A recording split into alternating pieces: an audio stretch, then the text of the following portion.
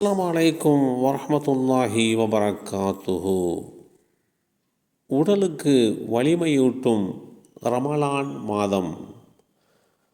அனஸ் இப்னு மாலிக் ரலியல்லாஹு அன்ஹு அவர்கள் அறிவித்தார்கள், அல்லாஹுடைய தூதர் ஸல்லல்லாஹு அலைஹி வஸல்லம் அவர்கள் நோன்பு திறப்பதற்கு முன்பாக புதிய பேரீச்சம் பழங்களால் திறப்பார்கள். அது இல்லாவிட்டால் உலர் பேரீச்சம் பழங்களால் அவர்கள் நோன்பு திறப்பார்கள். அதுவும் இல்லாத பட்சத்தில் தண்ணீர் அருந்தி நோன்பை நிறைவு செய்வார்கள். இந்த செய்தி சுனன் அபீ தாவூத் என்ற நூலிலே 2, 3, 5, 6 என்ற எண்ணிலே பதிவு செய்யப்பட்டிருக்கிறது.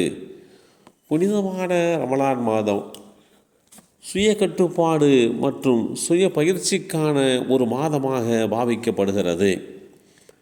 இந்த மாதம் ஏராளமான மருத்துவ நன்மைகளையும் பயன்பாடுகளையும் மனித சமுதாயத்திற்கு நோன்பு வைக்கின்றவர்களுக்கு வழங்கப்படுவதற்கு உண்டான நிலை கொண்டுள்ளது.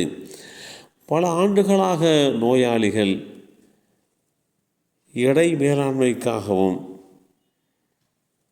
லிப்பிட் அளவை குறைப்பதற்காகவும் செரிமான மண்டலத்திற்கு சிறிது ஓய்வு வழங்கவும் உண்ணா நோன்பை மேற்கொள்வது உண்டு.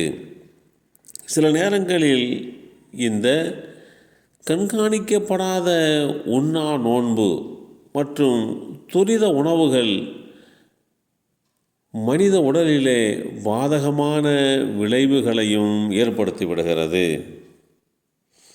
இருந்த போதிலும் ரமலான் மாதம் இந்த உணவு திட்டங்களிலே இருந்து வேறுபட்டு காணப்படுகிறது.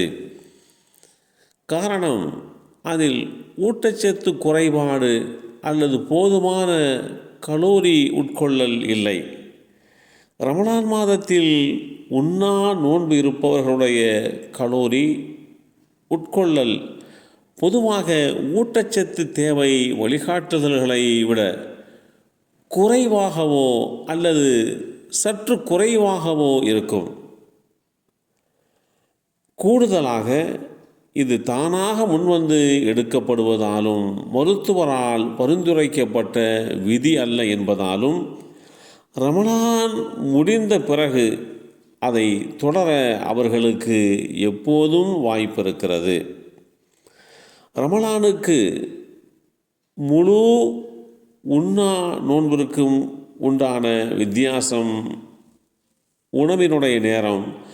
ரமலான் மாதத்தின் போது விடியற்காலையில் காலை உணவை சாப்பிட்ட பிறகு அவர்கள் மாலை வரை எதையும் சாப்பிடவோ அல்லது குடிக்கவோ மாட்டார்கள்.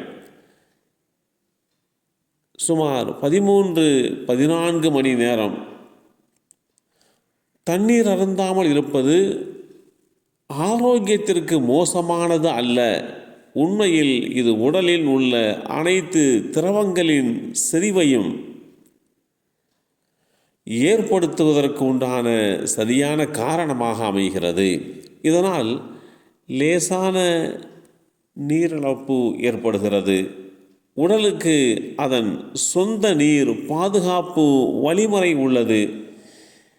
கடந்த காலத்தில் எடுக்கப்பட்ட அந்த மருத்துவ ஆய்வுகள் இது நோய் எதிர்ப்பு மண்டலத்தை மீண்டும் உருவாக்குவதற்கு உண்டான காரணியாக அமைகிறது.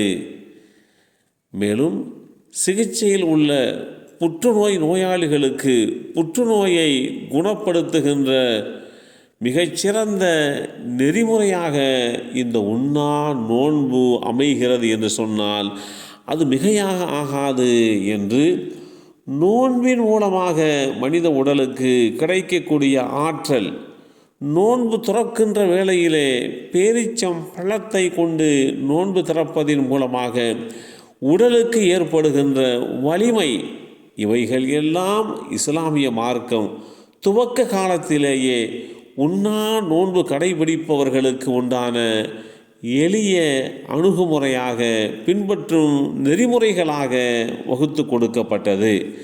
இத்தகைய அமைப்பிலே நம்முடைய உண்ணா நோன்பு அமையப்பெறுகின்ற போது உடலுக்கும் உள்ளத்திற்கும் நம்முடைய வாழ்க்கைக்கு தேவையான எல்லா நிலைகளுக்கும் பொருத்தமான முறையிலே அமைகிறது. எல்லாம் வல்ல அல்லாஹு தாலா இந்த நோன்பை முழுமையான முறையிலே நோக்கக்கூடிய நல்லோர்களாக நம்மையும் நம் சந்ததிகளையும் அல்லாஹ் ஆக்கி வைப்பானாக. அஸ்ஸலாமு அலைக்கும் வரஹ்மத்துல்லாஹி வபரகாத்துஹு.